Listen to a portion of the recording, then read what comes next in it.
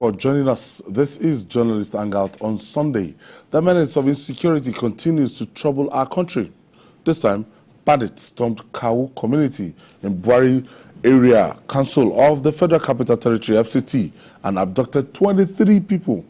Speaking on the developments, the councillor representing the area, Abdulmumini Zakari, said the gunmen arrived in the community from the Kuyeri Forest in Kaduna State. Gentlemen, for people to abduct 23 people, bandits, in a local government in the Federal Capital Territory. It's becoming a trend. And I tell you, if it continues, they are going to, disrupt the security cobweb, the network in Abuja, which is the most strategic city in this country. That's why you have the president, that's why you have the Senate president, the three most important political figures, the National Assembly, the seat of government. So, and it's not just happening today, it's becoming a trend. They invaded a prison there, and then took people away. And these are very extreme people that come with sophisticated weapons into the city of power. Can you imagine people going to New York or Washington, D.C. to operate and just take people from their house? And in fact, even Accra, here, Ghana, I can tell you that in minutes, they will be rounded up. They will be rounded up. But Abuja, we used to think that, we, the local people, are the ones that are vulnerable and all that. But they are daring Abuja. They are daring the president, daring the Senate president.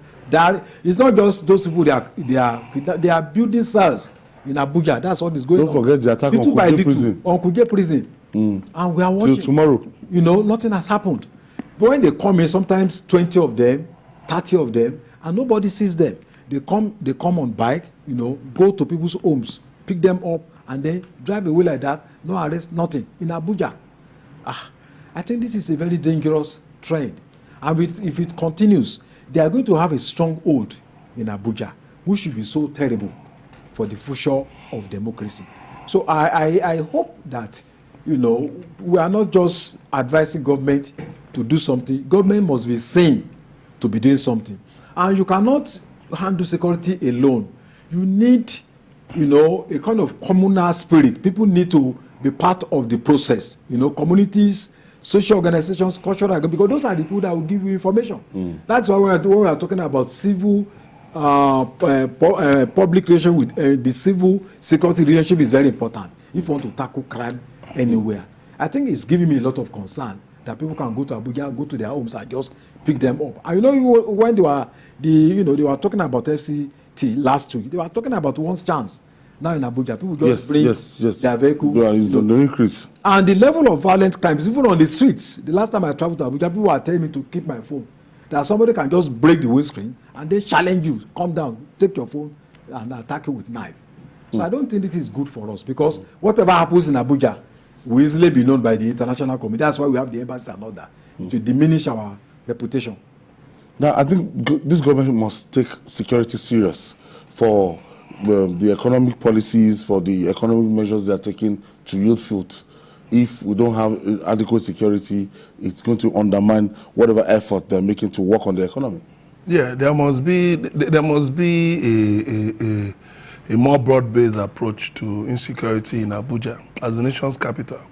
By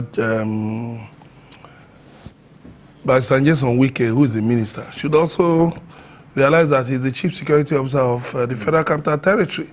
So he should not just be, he should stop being distracted by things that are not important, trying to, drag influence with the governor of Rivers State. He should leave Rivers State alone. They have their own problems. He should be on ground, go on a show of force with the heads of security agencies in Abuja, go on a show of force, go to those affected areas, then mobilize vigilantes, because these vigilantes have done a lot.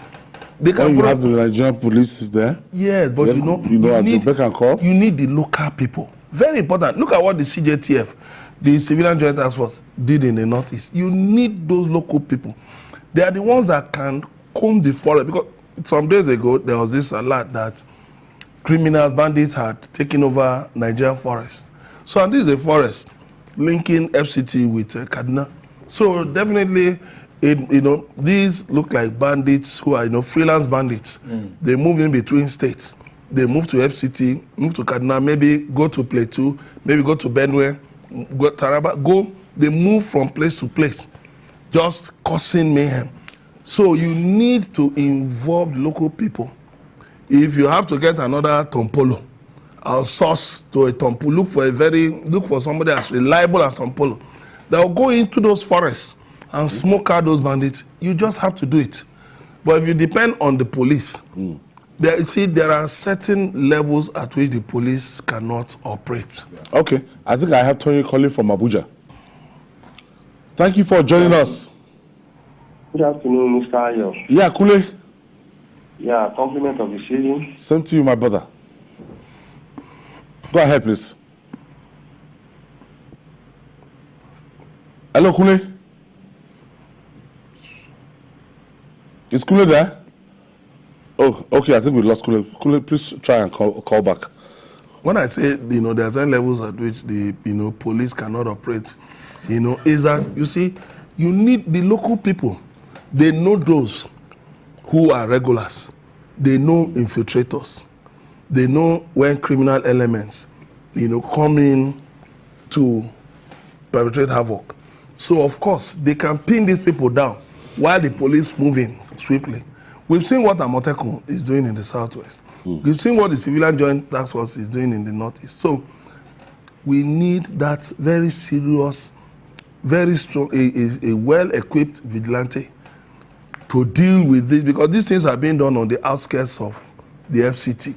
So we need a solid vigilante force in the FCT to comb those forests in conjunction with hunters, people who can be of help, so that you smoke out these bandits and release these captives. It can be, this thing I'm telling you can be done with the next one. Olale from Ikorodu.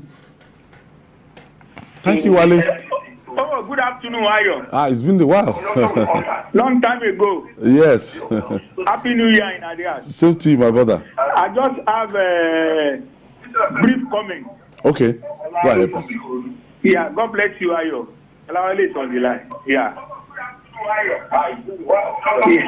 Turn down the volume of your TV set. I traveled. God bless you. Yeah. Okay. I have a little comment on the first topic and this one. Okay, go ahead. You are saying that I hope we know.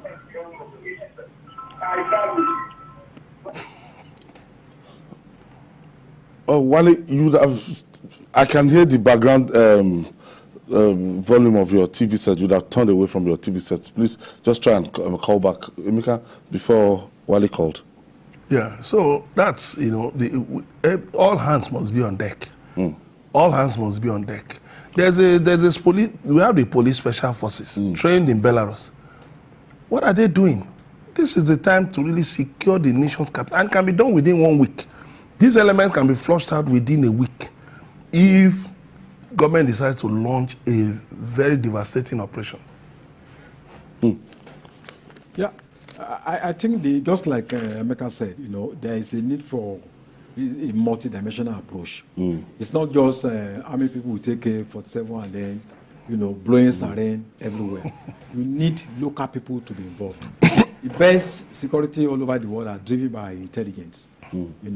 Before you carry out that crime, you are already, people are already aware.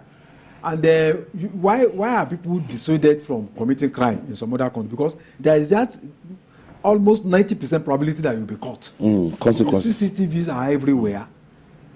There are people, and you don't even see them. It is only here that in Nigeria, you see big CCTV. When you get on the highway, this is CCTV. You can just go and cover it with, chewing gum or whatever. But in those countries, some are even hidden, on treetop. Some are hidden in dustbins. Some are hidden in, on private homes. You will not see them. Some are even some kind of birds. They fit chips on their body. Those birds fly about. They are taking pictures. So our intelligence network, we need to change from this primordial system to ensure that when there is that fear that if I commit this crime, I will be caught. And without the involvement of local communities, who are the rudiments of the site, who can give you information. There is no way you can just rely on your big vehicles, your in-laws, and then you only wait until that crime has been committed before you start blowing this thing up. And I don't know for how long we are going to be relying on private companies. Asari Dokubo, who said he was hired to protect, is it Kaduna? Abuja Highway. Abuja Highway. Asari didn't, he only attended University of Life. That's what I always tell you when I see him. He didn't go to any Sandals University. He didn't attend any university or maybe training in Belarus or whatever. But you that have attended this training all over the world, in Russia, this person is catching robbers. You cannot catch them with all your education, with all the money invested on you.